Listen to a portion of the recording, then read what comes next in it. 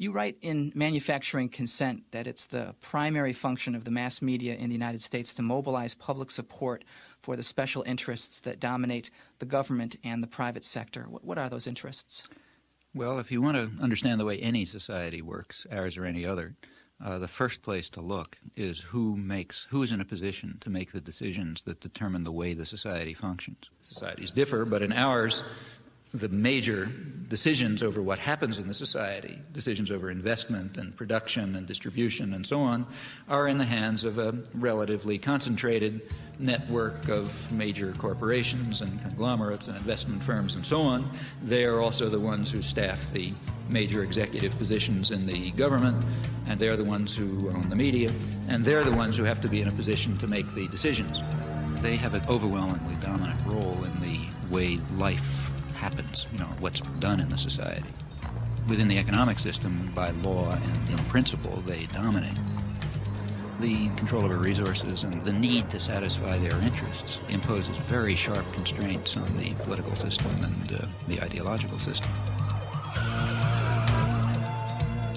When you talk about manufacturing of consent, whose consent is being manufactured? We can, to start with, there are two different groups. We can get into more detail, but at the first level of approximation, there's two targets for propaganda. One is what's sometimes called the political class. There's maybe 20% of the population which is relatively educated, more or less articulate. They play some kind of role in decision-making. They're supposed to sort of participate in social life, either as managers or cultural managers, like, say, teachers and writers and so on. They're supposed to vote. They're supposed to play some role in the way economic and political and cultural life goes on. Now, their consent is crucial. It's one group that has to be deeply indoctrinated.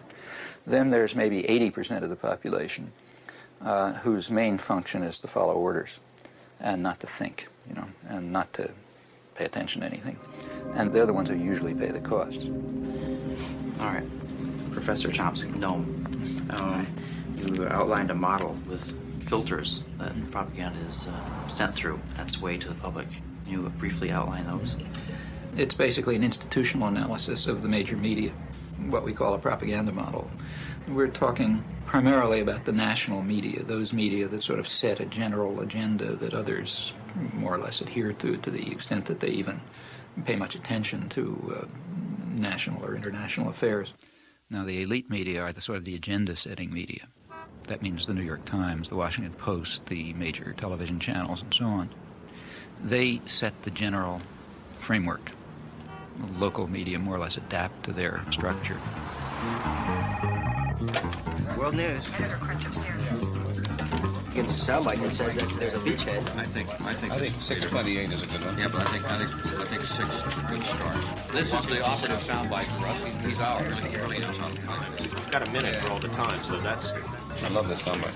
Okay. And they do this in all sorts of ways, by selection of topics, by distribution of concerns, by emphasis and framing of issues, by filtering of information, by bounding of debate within certain limits. 2.5 minutes to air. No.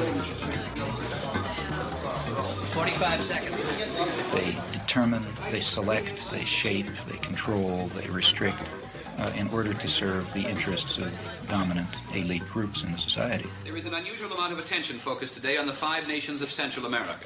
This is Democracy's Diary.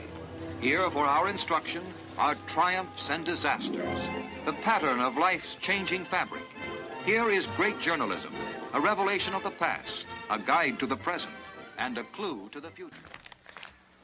The New York Times is certainly the most important newspaper in the United States, and one could argue the most important newspaper in the world. The New York Times plays an enormous role in shaping the perception of the current world on the part of the politically active, educated classes. Also, the New York Times has a special role, and I believe its editors probably feel that they bear a heavy burden in the sense that the New York Times creates history. What happened years ago may have a bearing on what happens tomorrow. Millions of clippings are preserved in the Times library, all indexed for instant use, a priceless archive of events and the men who make them.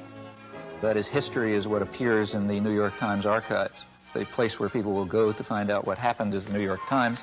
Therefore, it's extremely important, if history is going to be shaped in an appropriate way, that certain things appear, certain things not appear, certain questions be asked, other questions be ignored, and that issues be framed in a particular fashion. Now, in whose interests is the history being so shaped? Well, I think that's not very difficult to answer. Now, to eliminate confusion, all of this has nothing to do with liberal or conservative bias. According to the propaganda model, both liberal and conservative wings of the media, whatever those terms are supposed to mean, fall within the same framework of assumptions. In fact, if the system functions well, it ought to have a liberal bias, or at least appear to, because if it appears to have a liberal bias, that will serve to bound thought even more effectively. In other words, if the press is indeed adversarial and liberal and all these bad things, then how can I go beyond it? They're already so extreme in their opposition to power that to go beyond it would be to take off from the planet. So therefore, it must be that the presuppositions that are accepted in the liberal media are sacrosanct, can't go beyond them. And a well-functioning system would in fact have a bias of that kind. The media would then serve to say, in effect, thus far and no further. We ask, what would you expect of those media on just relatively uncontroversial, guided free market assumptions? And when you look at them, you find a number of major factors entering into determining what their products are. These are what we call the filters. So one of them, for example, is ownership. Who owns them?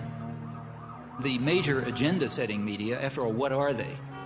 As institutions in the society, what are they? Well, in the first place, they are major corporations, in fact, huge corporations.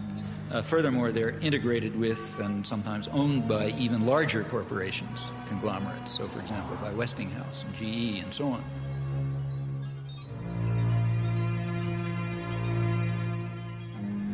What I wanted to know was how specifically the elites control the media. What I mean is, I guess... It's like asking, how do the elites control General Motors? Well, why isn't that a question? I mean, General Motors is an institution of the elites. They don't have to control it. They own it.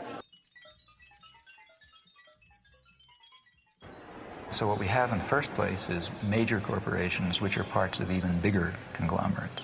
Now, like any other corporation, they have a product which they sell to a market. The market is advertisers, that is, other businesses. What keeps the media functioning is not the audience. They make money from their advertisers. And remember, we're talking about the elite media, so they're trying to sell a good product, a product which raises advertising rates. And ask your friends in the advertising industry, that means that they want to adjust their audience to the more elite and affluent audience. That raises advertising rates. So what you have is institutions, corporations, big corporations, that are selling relatively privileged audiences to other businesses. Well, what point of view would you expect to come out of this? I mean, without any further assumptions, what you'd predict is that what comes out is a picture of the world, a perception of the world, that satisfies the needs and the interests and the perceptions of the sellers, the buyers, and the product. Now, there are many other factors that press in the same direction. If people try to enter the system who don't have that point of view, they're likely to be excluded somewhere along the way. After all, no institution is going to happily design a mechanism to self-destruct. It's not the way institutions function. So they all work to exclude or marginalize or eliminate dissenting voices or alternative perspectives and so on because they're dysfunctional. They're dysfunctional to the institution itself.